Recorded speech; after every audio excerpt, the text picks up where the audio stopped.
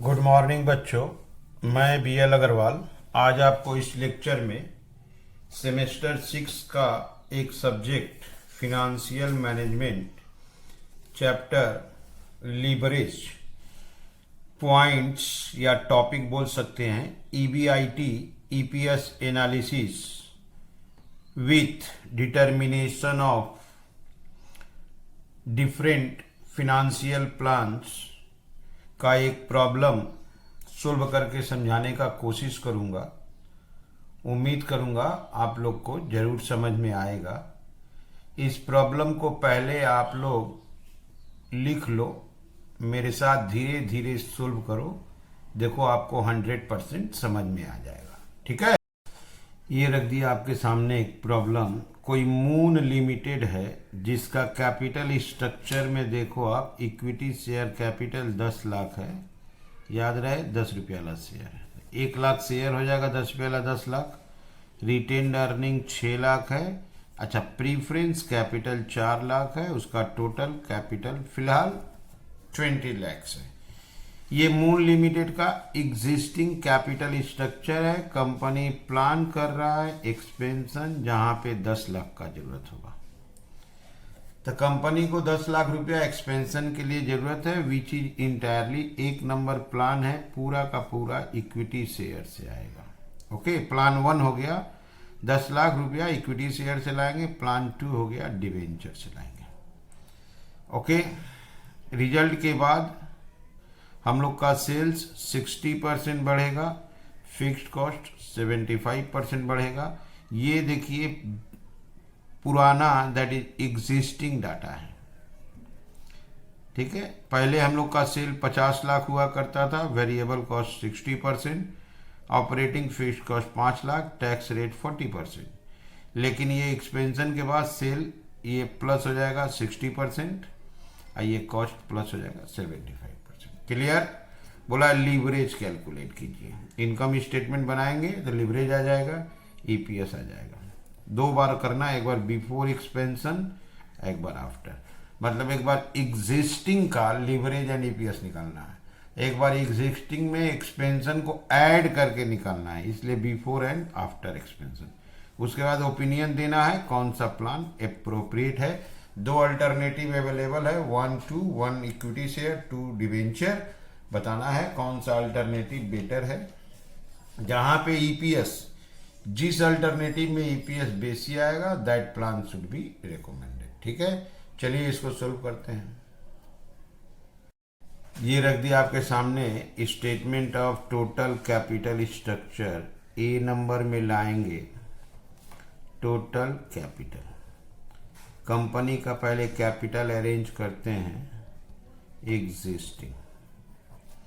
इसमें था कंपनी के पास equity share capital.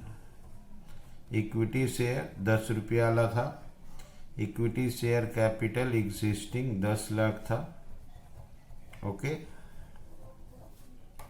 Retained earnings, retained earnings reserve surplus को बोलते हैं।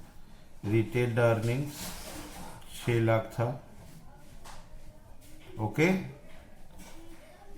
10% preference share capital. Okay, preference capital आपका 4 लाख था, तो 10% प्रीफरेंस शेयर कैपिटल 4 लाख। इसको ऐड कर देते हैं, कंपनी का एग्जिस्टिंग कैपिटल 20 लैक्स था।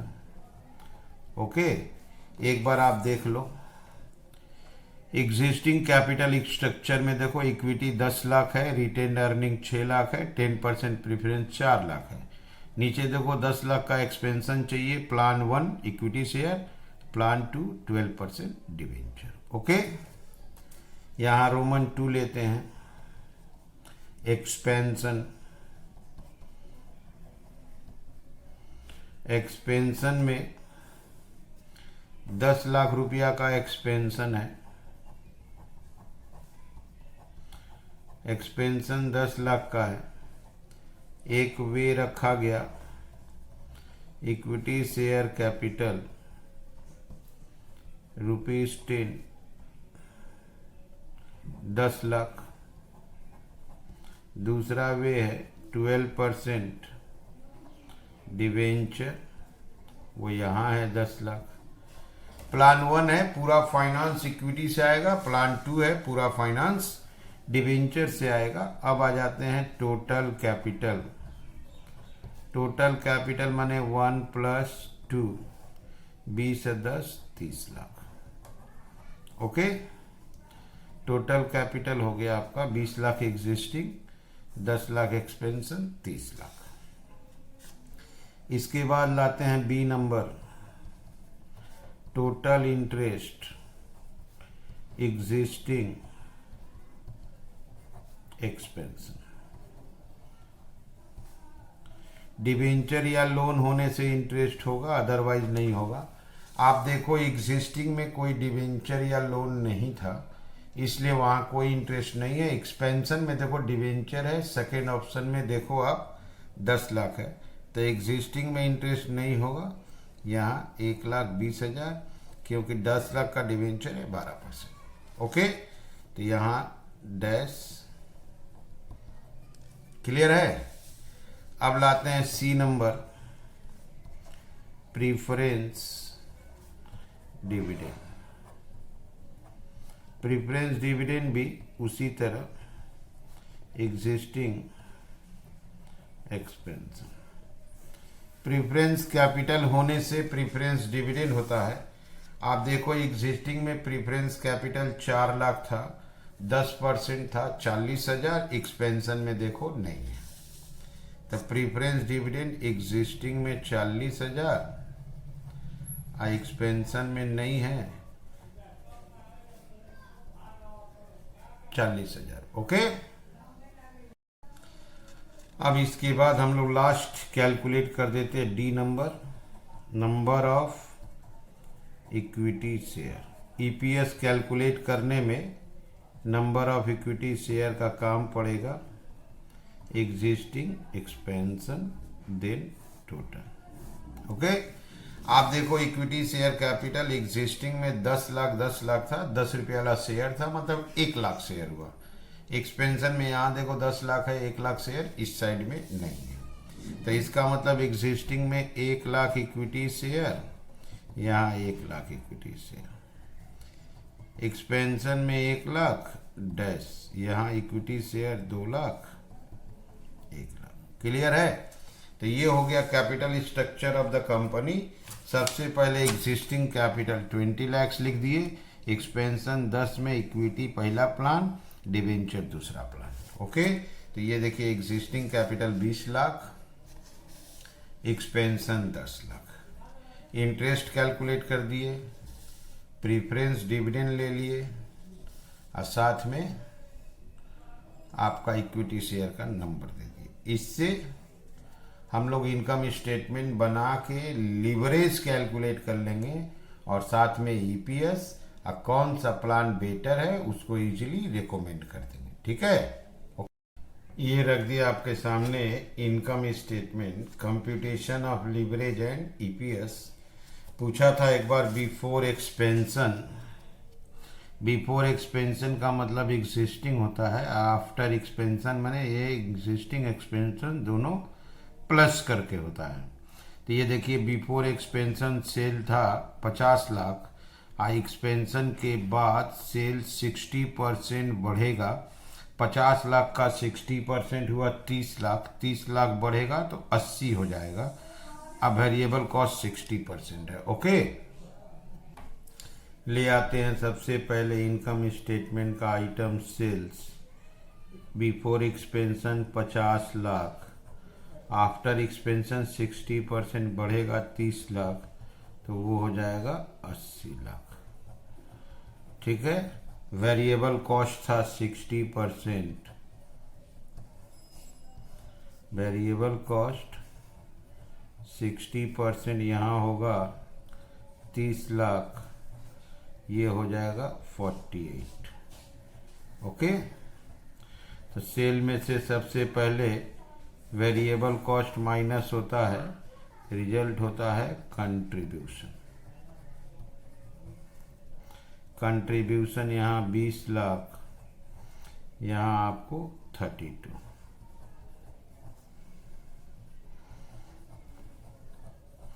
इसमें से माइनस किया जाएगा फिक्स्ड कॉस्ट।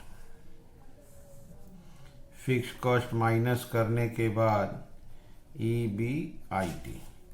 थोड़ा फिक्स्ड कॉस्ट देखो आप, 5 लाख था बिफोर एक्सपेंशन, ये 75% बढ़ जाएगा। 5 लाख का 75, 375 बढ़ जाएगा 875। ओके, तो बिफोर एक्सपेंशन तो यहाँ 5 लाख होगा, आफ्टर एक्सपेंशन 875। क्लियर है? यहाँ माइनस करेंगे EBIT 15 लाख 2325। अब इसमें से इंटरेस्ट माइनस होगा, माइनस इंटरेस्ट करेंगे, रिजल्ट होगा EBT।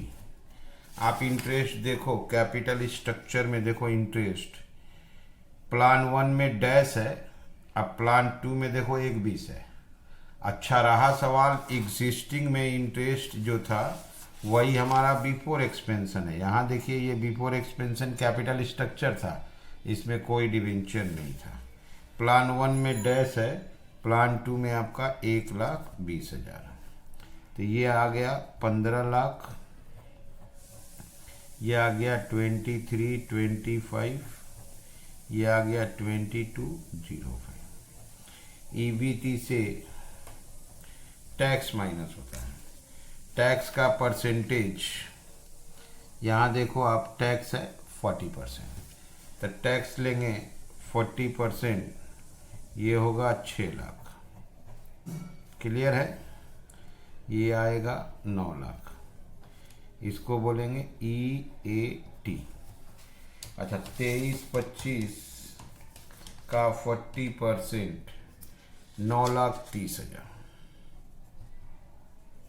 टैक्स, माइनस करेंगे 1395। ये 2205 का 40% 882, माइनस करेंगे 1323। ओके, यहाँ से अब preference dividend,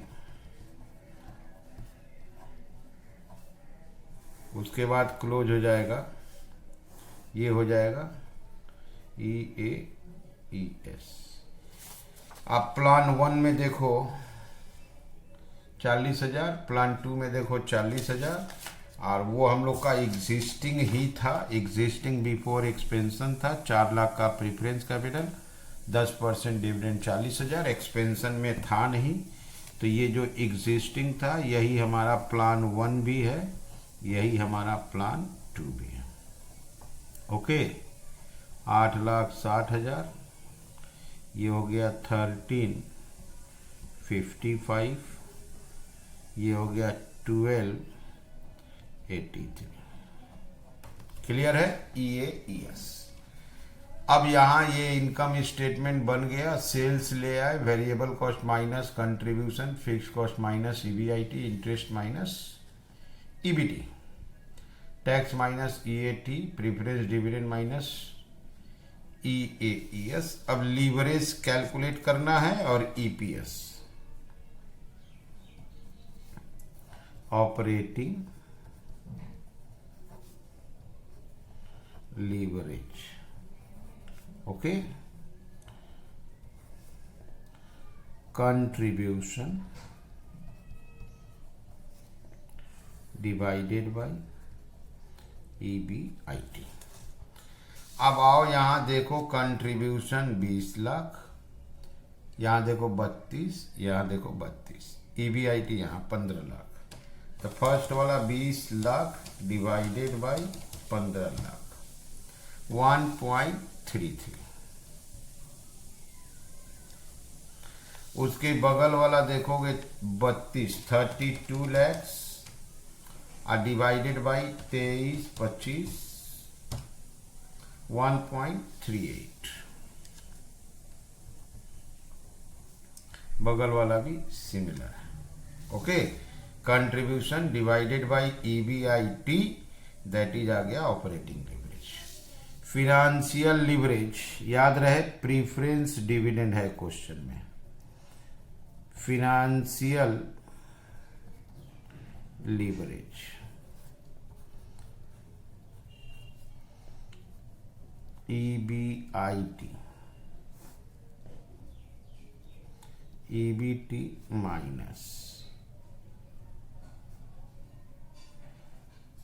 preference dividend 1 minus T। Okay, preference dividend है इसीलिए ऐसा करना होगा। अब इसको हम लोग यहाँ देखते हैं, ये देखिए EBIT 15 लाख, EBT 15 लाख, यहाँ देखो आप प्रीफरेंस डिविडेंड है तो उसको हमको सोल्व करना होगा। क्लियर है?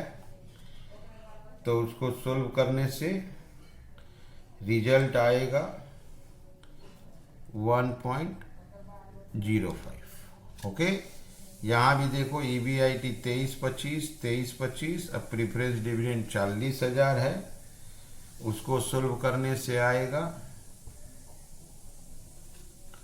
यहाँ देखो EBIT 23-25, EBT 2205, preference dividend 40,000, formula में देंगे, इसको सोल्व करने से आएगा। ओके, इसके अलावा number 3 combined leverage.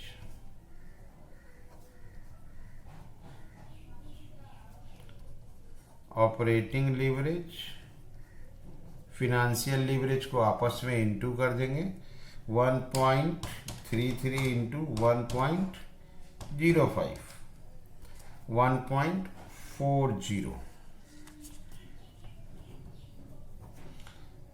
1.38 into 1.03, 1.42, 1.38 into 1.09, 1.50। Okay, इसके अलावा number of equity share, EPS निकालना है तो नंबर ऑफ इक्विटी शेयर चाहिए। आप प्लान 1 में देखो 2 लाख, यहाँ देखो 1 लाख, ये 2 लाख था, ये 1 लाख था। आप बात है एग्जिस्टिंग में, existing before expansion equity capital 10 lakh है, 10 रुपये वाला शेयर, तो एग्जिस्टिंग ही हमारा बिफोर एक्सपेंशन है। ओके, अब लाते हैं EPS। EAS number of equity share. Okay, यहां देखो EAS 8,60,000, number of equity share 1 lakh, 8.60। यहाँ देखो 13,55,000, 2 लाख, 6.78। ये देखो 12.83। ये EPS हाईएस्ट है, प्लान नंबर 2 का EPS हाईएस्ट है। अब प्लान नंबर 2 आपका डिवेंचर से फंडिंग हुआ है। अगर डिवेंचर से फंडिंग होगा तो फिनेंशियल लीवरेज हाई होगा, तो रिस्की होगा। फिर भी अगर आप देखो तो इक्विटी शेयर का EPS हाईएस्ट है, तो highest return to share holder है। आप फिनेंशियल लीवरेज देखो, ये भी हाईएस्ट है। रिस्की होते हुए भी प्लान नंबर 2 रिकमेंडेड होगा because it gives highest EPS। चलिए इसको लिख दिया जाता है, लिखते हैं financial plan 2 is the best plan because it gives highest EPS 12.83 even if it is risky because DFL 1.09 is maximum. हम लोग इसी प्लान को रिकमेंड करेंगे, यहां तक कि इसका DFL फिनेंशियल लीवरेज हाई है, रिस्की है, फिर भी शेयर होल्डर को मैक्सिमम रिटर्न प्रोवाइड कर रहा है, तो this plan should be recommended. Okay, तो पहले इनकम स्टेटमेंट बना लिए, आपको इस क्वेश्चन में लीवरेज निकाल ले कैलकुलेट करने को बोला था, operating financial and combined leverage निकाल लिए, EPS तो मेन है ही है, नंबर ऑफ शेयर से डिवाइड कर दिए, EPS आ गया, हाईएस्ट EPS प्लान 2 में है, this plan should be recommended. ठीक है, उम्मीद करते हैं आपको जरूर समझ में आया होगा। Okay, thank you, bye.